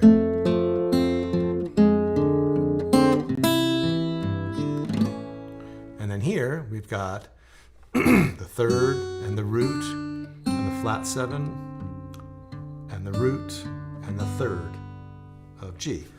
Excuse me. So for this whole first page, everything is just chord tones, and sometimes using 2 chord tones, like a root and a 3rd or a 3rd and a 5th. Sometimes using 3 chord tones, like on the D7, we've got the root and the flat 7 and the 5th, which is kind of a pain to play. I did it more for like the musical illustration than for this being a really good guitaristic thing to do. You have to kind of jump around to get that over this bass. So I apologize for that, but it's just an illustration of a good musical thing, of a good melodic thing that can happen, even though it's not super practical on the guitar. So let's look at the next, the second half of this chorus. And it looks like and sounds like this. Oh, I'm sorry, there's a wrong. This should be obviously on the open. Man, I did a lot of proofing, but not quite enough. This 5 here should be open on the open 5th string. I'll try to fix that and repost the PDF at some point. So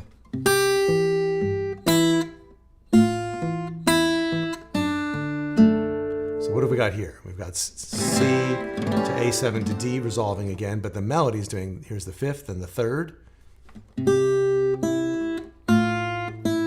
So this is kind of like a neighbor tone between these 2 E chords, right? We got an E that belongs to the C chord. We've got an E that belongs in the A chord. This is the third of C. This is the fifth of A. This is a neighbor tone to that E. So,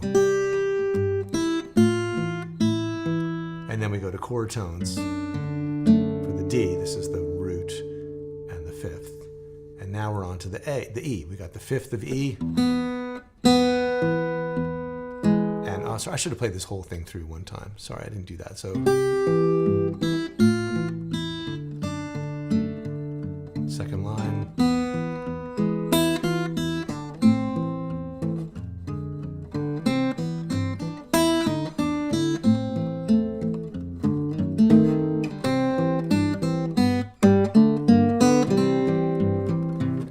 Again, just so you can see what that looks like. Second half of improvisation number 1 sounds like this.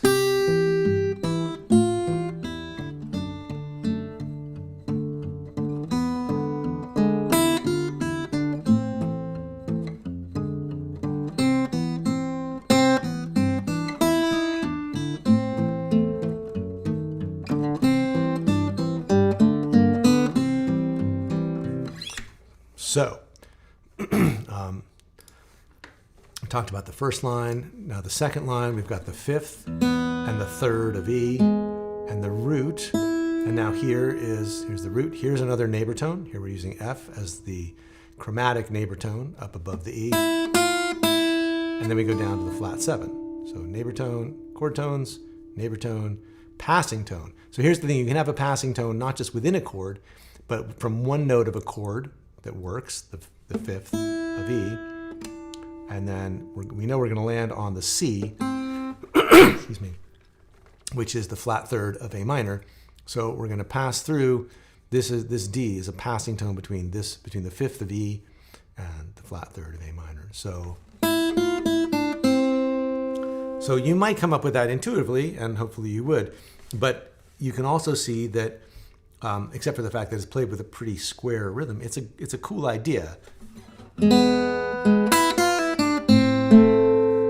it looks, just so you can see on the guitar. So we got the fifth and the third of E, and then the root, the neighbor tone, the root, and then a passing tone. I mean, you can also say this is the flat 7. It's a chord tone of E, but I'm thinking of it as a passing tone to the A minor, flat third of A minor, and then F minor 6. Third line, here's C, we've got the root, and then you could say this is the major 7 of the chord, but it's really, I'm thinking of this as a lower neighbor tone. So here's the C, neighbor tone below, back to C, and now another passing tone, right, because this is going from C, the root, passing up to what is now going to be the root of E. So passing tone, and here we're going from the root to the flat 7, and we're using a chromatic passing tone to get there. Here's the root, chromatic passing tone to flat 7, back to the root, and then just chord tones on A minor. And again, we've got this 3-chord arc that resolves. So, and we're done. And then finally, last line. Oh, sorry, that looks like this.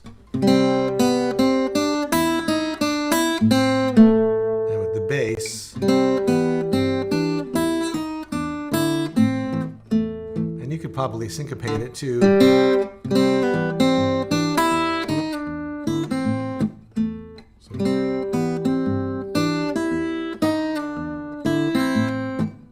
Right, and then it sounds a little more musical. And finally, the 1-5-1, again, making a 3-chord arc here. Root, neighbor tone, root, right? D is right above the root. And then here we've got G, that's the root of G. And here's a passing tone, G, A, B. And then we are filling in the passing tone with a chromatic passing tone. So root, passing tone, chromatic passing tone to the third. And then we land on the root of C. So that looks like this.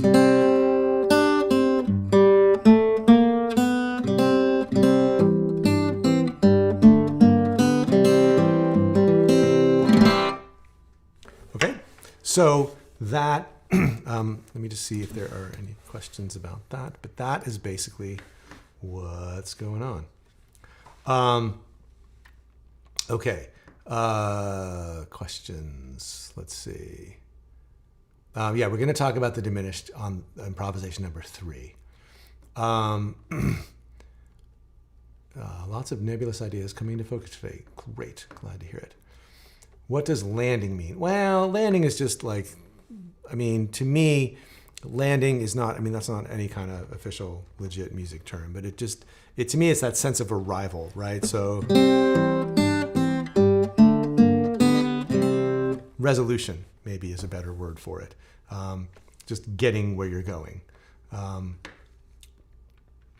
Yeah, resolution. Someone already said that. So, yeah. And why isn't the improv syncopated? That's the next thing we're going to do. I'm glad you asked.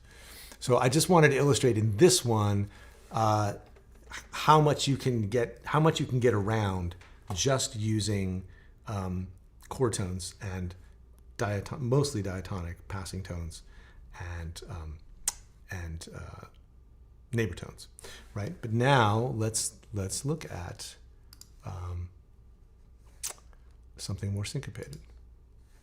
So here we go. Now we have, here's the first half of improvisation number 2. And let me just play through it with the tab on the screen and then with the guitar.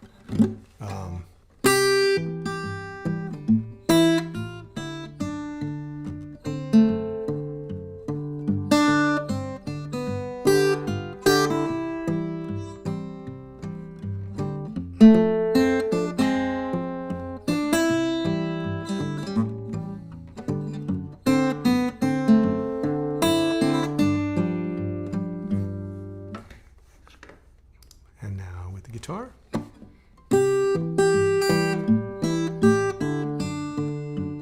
Oh, sorry, one more time.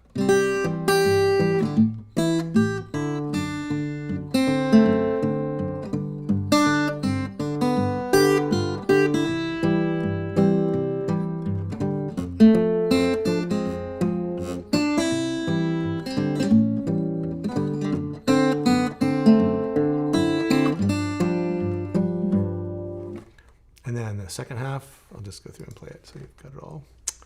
Here's the second half with the tab.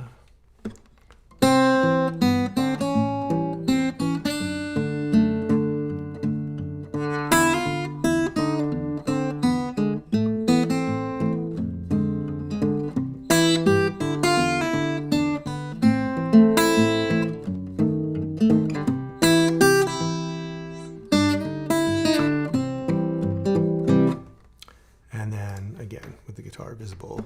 Here's the second half of improvisation number 2.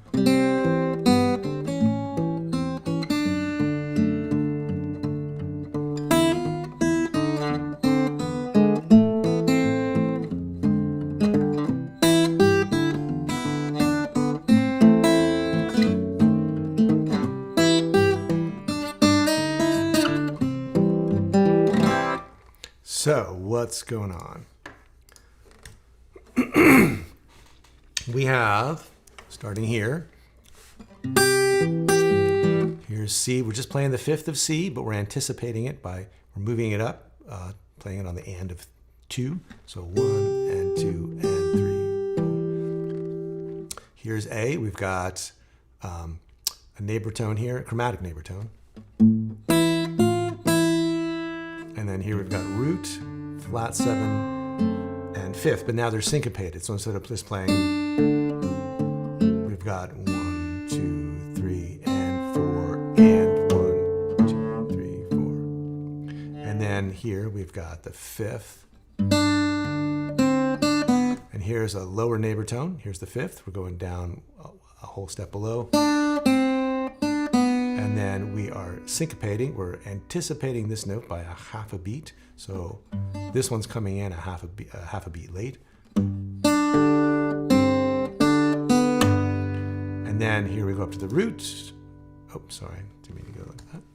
We go up to the root, and then we go, here's a lower neighbor, or you can call it just another chord tone. It's the flat 7, but it's also, it's acting like a lower neighbor of G. And again, we're anticipating the 3rd of C.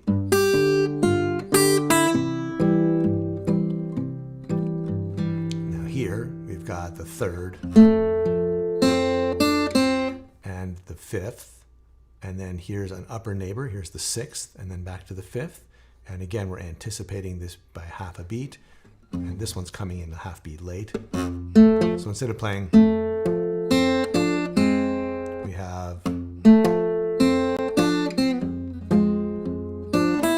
and now this is the fifth of F minor, and then this is a passing tone going up to anticipating the third of C, and then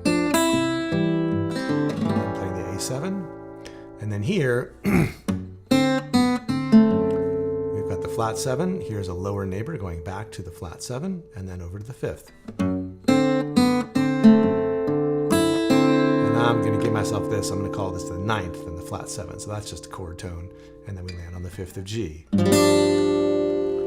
Next, now that's so, and all of them again, you can see it's like 3 bars and a resolution, 3 bars, 3 bars.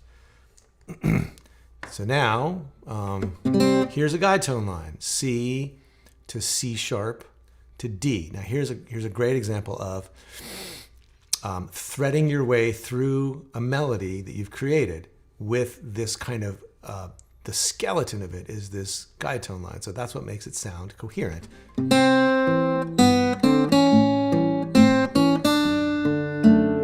So I've got root, and then I've got a neighbor tone below it, and then I'm anticipating this next note here. This is the third of A7, and then I'm playing a chromatic neighbor to A7. Remember we talked about that being kind of a bluesy sound. So here's my third, here's my chromatic neighbor tone, back to my third. Now I'm anticipating just the root of the next chord. Chord tones here, root and fifth. Now I'm on the E. And so this is the root of E. Here's a chromatic neighbor above. Here's a chromatic passing tone between the root and the flat 7. And we're rhythmically anticipating here. And then here's a passing tone between the 7th and the 5th. And then we hop over to a chord tone here. And then we've got a root here, chord tone on A minor, passing tone up to the flat 3rd. So again, that's got great momentum, and it really resolves onto the A minor.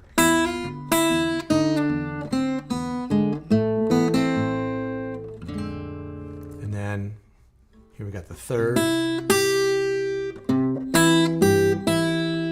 So just chord tones, 3rd, 5th, 3rd, and then here's another one where it's a little bit like stretching the definition a little, but it's basically a neighbor. This is an upper neighbor of the E note, right? Except that now here E is the 3rd of C, and now E is the root of E, and in between we play this chromatic neighbor above, anticipating as well. And now that's just chord tone, flat 7 and 5th, and here's flat 3, root, and 5.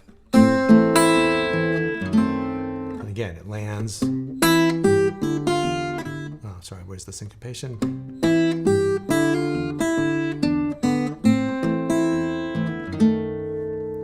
And then here we're on C, finishing things out.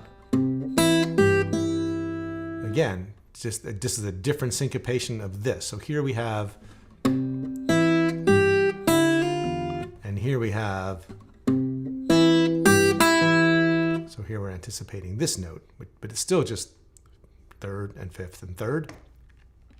And here we have the 5th, and we're treating this as a 6, like or a 13, treating it as a chord tone so we can chromatically connect. Chromatic passing tone, D, D sharp, E, and then E flat on the way back down. It's the same note. It's chromatically connecting the 6th to the 5th. And then we land on the root. So that is how that one goes.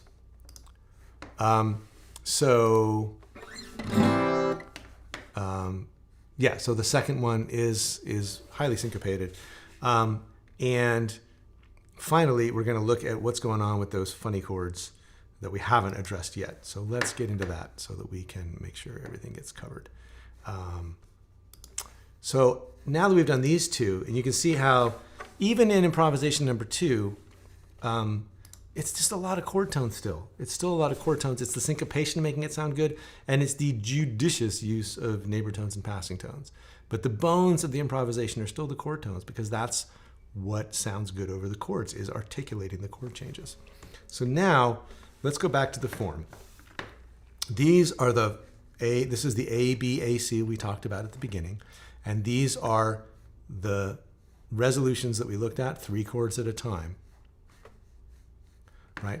But we haven't looked at what's happening with this A7 and this G7 and this F minor 6, and most egregiously, this F sharp diminished chord. So what's left here is kind of cleaning up these pieces, right? Now here, it doesn't really matter so much because you're sitting on D, but you could use the D7 to lead into G. And you could use a C7 here to lead into F. But it's more obvious here when you have A7 coming up. And so if you're, in this line right here, let me come on screen. So if you're playing,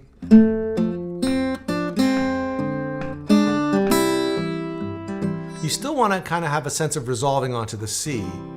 But now you've got this A7,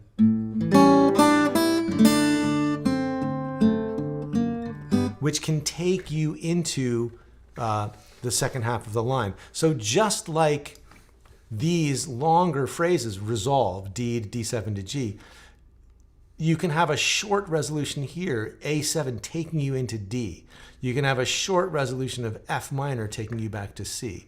A short resolution where the F sharp diminished takes you to C. It's a pickup phrase. It's going to be just a little lead into the next measure. So in the first half of the second line, we've got F, and you land. Here's, say, the third, and then a passing tone up to the 5th of A takes you to the D, and now you can do whatever it is you were going to do on the D. Now if you're on the third line, C, resolving here, you could play a bit of D7 here to take you into the E chord, because what we're looking at right now is this, C, A7 to D.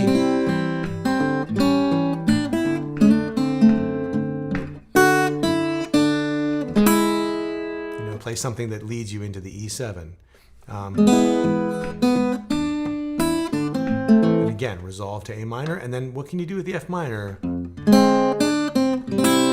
Right, so all that I just did was just played the E to E7 to A minor, and now a bit of F minor takes you back. So it's the root, neighbor tone to the 5th, and a neighbor tone and back takes you back to the C. And then let's talk about diminished, because I didn't actually even give a chord frame for it earlier. Here's F sharp diminished. So we got, those are all the notes, but you would never really necessarily play all of them. And this is what is called a common tone diminished chord. And the idea is that it shares a note in common with the 1 chord. What's the flat 5 of F sharp diminished is the root of C. And so all these other notes want to sort of resolve this note. I'll come on here. So this note here on the bottom, the root of the diminished chord, wants to come up a half step to here. So while this note is holding steady, that wants to happen. And then this note, which is the diminished 7th of the F sharp chord, wants to come back to the 3rd. So these both want to go like that. And then this note, which is the flat 3rd of F sharp diminished, wants to go down. So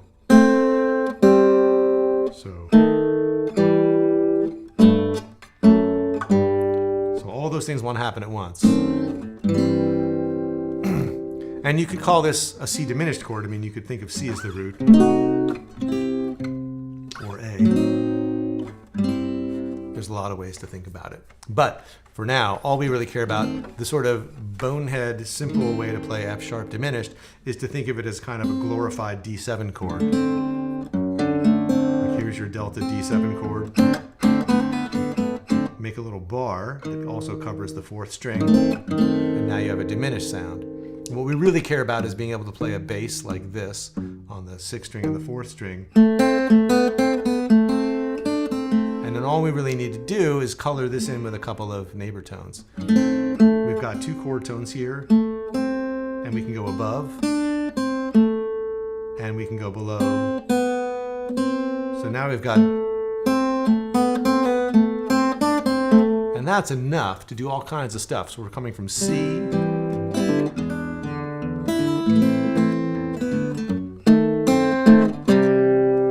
we can do something. There's a passing tone from the root, from the C of the diminished chord going up to the E of the C chord.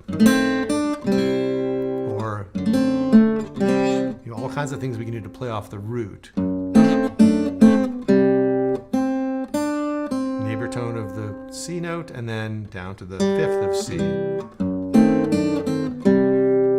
So you can do different kinds of things with that. So let's move on to the 3rd improvisation, which is basically, I took improvisation number 2, and then I added these additional short resolutions at the end of each line to take you into the next thing. So the first page sounds like this. And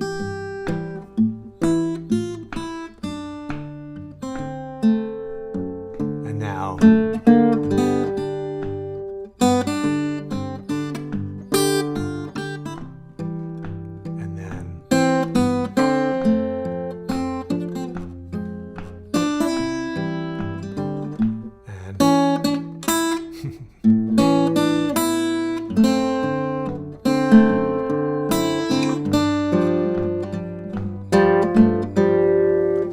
so what that looks like, hopefully it looks better than it sounds.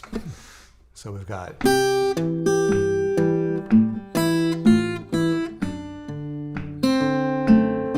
now here, getting into the G7.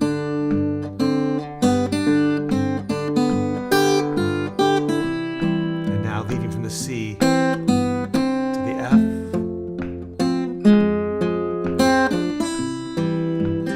A7 to D.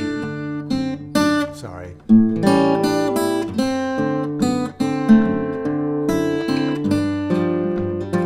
And then G leading into C. So let's look at what each one of these is. So we start off, again, we got chord tones. This is the 5th of C. This is A with a neighbor tone. This is the root of D, flat 7 and 5th. And now we're on the 5th of D, and we're going to go chromatically. Here's the 5th, and here's a chromatic half step, chromatic passing tone taking you up to the 3rd of G. And then there's the 5th of G, and here's a lower neighbor again, and then back up to the 5th, and then to a chord tone. Chord tone, flat 7, chord tone, anticipating the 3rd of C. And then here's C with a lower neighbor and back, taking you into the F chord. And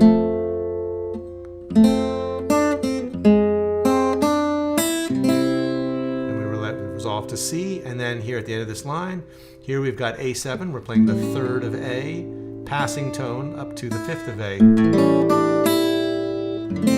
And then here we are on D7. Did a slightly different phrase here than I did in the other improvisation. Flat 7, neighbor tone, back to the flat 7, over to the 5th, and then 9 and 7. And then here's the 5th of G. And then here's root neighbor tone, root of G. So that's what's going on there, all those little moves to connect things up, and I can just sort of point some of them out on the guitar. So at the end of the first line, we've gotten to D7, and now we're going chromatically up into G, right? At the end of the next line, the second line, we're going to go from C to get us into the F chord. We got the root, neighbor tone, and then over to the third of F. At the end of the third line of this page, we're going to use A7, the third, passing tone up to the fifth, get over to, and then we're going to land on the flat 7. And then at the end of the fourth line on the page, we're using the root and the neighbor tone and back in G to take us to C. And so finally, let's look at the last page. So now, here's what this sounds like.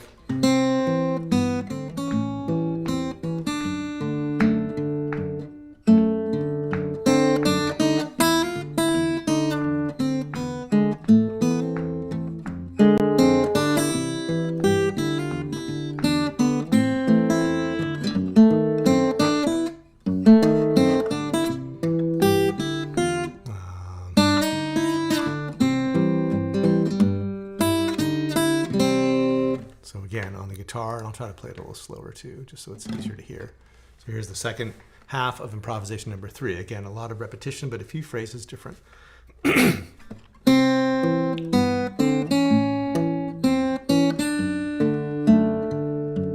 now here we are going to the E. And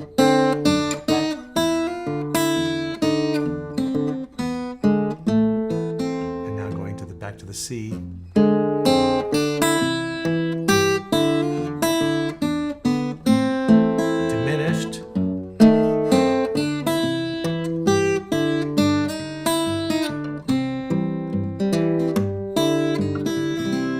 So what's going on at the end of each line? Here we are on the D7 at the end of the first line of the second page. So here we are. This is flat 7 and this is root, and then a chromatic passing tone getting to the root of E. So chord tone of D, chord tone of D, flat 7 root. Chromatic passing tone up to the E. So that leads you in. And then here, the F minor is going to take you back to the C. And here we've got the flat 3rd, 5th, and 5th of F minor. And then we're anticipating the 3rd of C that's happening here. So this is a passing tone in between the 5th of F and the 3rd of C. And then for the diminished, we have almost the same thing as we had for the F minor, except we start on an A natural, which is the flat 3rd of F sharp diminished. And then here's the flat 5 of F sharp diminished. And again, we're going to go through a passing tone to the 3rd of C. So this note is a passing tone. These are just chord tones of F sharp. And here's a passing tone, and we land on C. And then when we get to the very end, in this measure, here we just have, this is going to lead us into the beginning of the tune again with a, we're thinking of, again, the 6th or the 13th as a chord tone. Here's a chromatic neighbor below, and then back to the 6th. So that is the whole shebang. So, just under the wire here, but I will want to leave some time for questions. Yes, the video is available for 3 months afterwards. The idea is that, you look at it, if you take notes, it'll and go back and look through it. I mean, think of it as you went to see this lesson live, but oh yay, there's a video of it, and so you can look at it and write down stuff you missed for a good long time afterwards. So that is the totality of what I came to say. Just to sum up, basically, take the 32 bar form of the song, and divide it up into the sections. Sometimes it'll A, B, B, A, and sometimes it'll be A, B, A, C. But those are the two most common forms you'll find for a standard. So look at it in 8-bar sections. Each 8-bar section divides up into 2 phrases, each of which comes to a resting point or a resolution. And within that, start looking at the triad shapes on the top 3 strings, and then look at how you can start to connect those up with diatone lines. Look at how you can connect up the chord tones with neighbor tones and passing tones, whether diatonic or chromatic. And then start to work your way through the tune and look for those little extra spots at the end of each line where you're going to sort of lead yourself into the next line with one of those chords in, you know, the 4th bar of each phrase. It's going to actually, like, really is just kicking off the next section rather than ending the section you're on or the phrase you're on. So that's the idea. So it is kind of a big project, but hopefully this helps kind of chop it down to size so you can at least kind of see what the parameters are. Oh yes, I promised to mention other standards to work on with this approach. So the ones I suggest going to first are ones typically. The standards, this tune is actually in the public domain. It's from, I think, 1917. But all the way up through the 30s, the tunes tend to be pretty approachable. And it's actually kind of thinking about the difference between a standard from that period and a standard from, like, the 50s and the 60s tend to be a little more complicated. So, like, Exactly Like You, which is from 1937, really only has a handful of chords. That's a great one to work on. It's just C and D7 and G7 and C and F minor. So chords you've already got. Sweet Georgia Brown, which just came into the public domain, it's from 1925, is, again, if you put it into guitar key, then it's A7, D7, G7 and C and E and A minor. Again, chords that we just talked about. So Sweet Georgia Brown, Exactly Like You. In a minor key, I Found a New Baby is A minor with D7, G and C, and then it's got an E and an A minor and a D7 and a G. Again, very familiar chords. So there's all of that. Those 3. And then depending on what key you put it in, All of Me is in a great key to improvise on. It's a little tricky to get the melody to All of Me to sit on the guitar.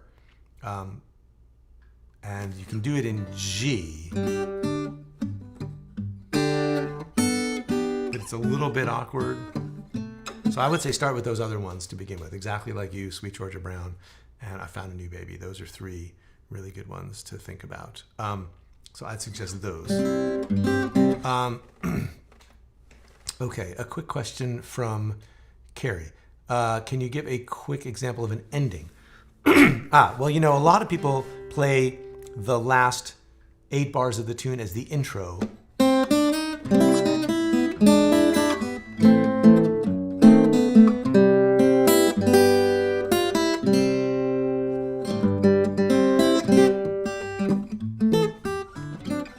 So that's one way to do it. That's an intro. As far as an ending, you could tag it. If you're playing the last 8 bars.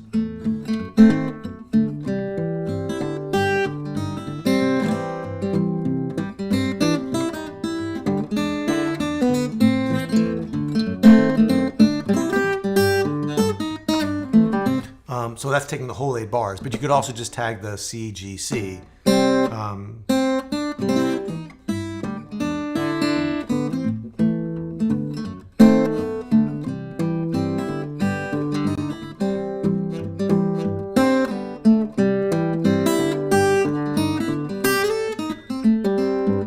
And then do a little stop time at the end. So just doing C, G, and then a hit on C, and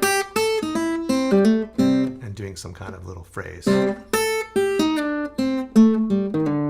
Blues licks are always nice. That sort of combination of bright and dark of the major 6th and the flat 3rd.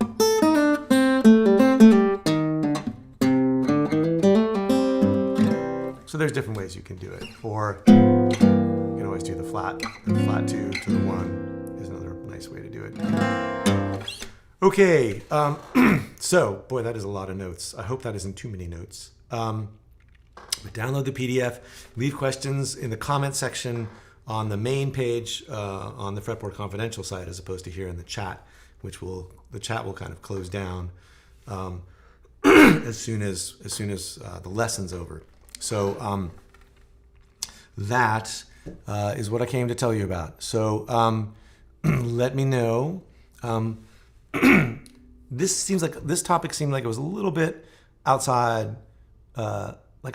People have asked about standards before, so I wasn't sure if this was going to really apply or work. But I'm glad to see so many people wanted to work on this, and so I always sort of just throw this open at the end of the lesson. If there's something else you would like to see treated in this workshop format, I'll leave the chat open for a couple of minutes here. I'll play through the tune one more time, just to improvise through it a little bit. And if you've got thoughts about how this worked for you, or something else you'd like to have a chance to work on, let me know. This is interesting. I mean, I'm always curious: is it is it too much information, or is it organized enough that you feel like you can kind of work through it? And I'm sorry, I've got the scratchy throat today. It was sort of a drag. So just those two questions: like, is it too much information, and are there other things you'd like to see given this sort of workshop treatment? Let me know in the chat, and I'll play a little outro music.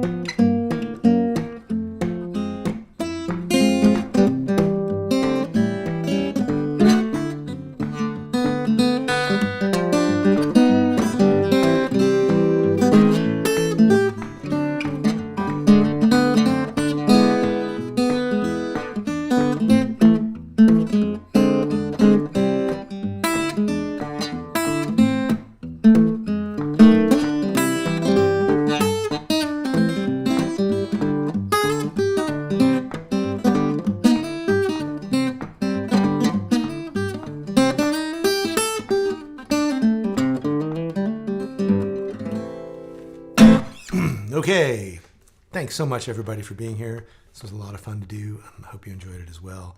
I'll see you at the next one. Leave comments below on lesson page if you've got them. I'll keep an eye on those over the next couple.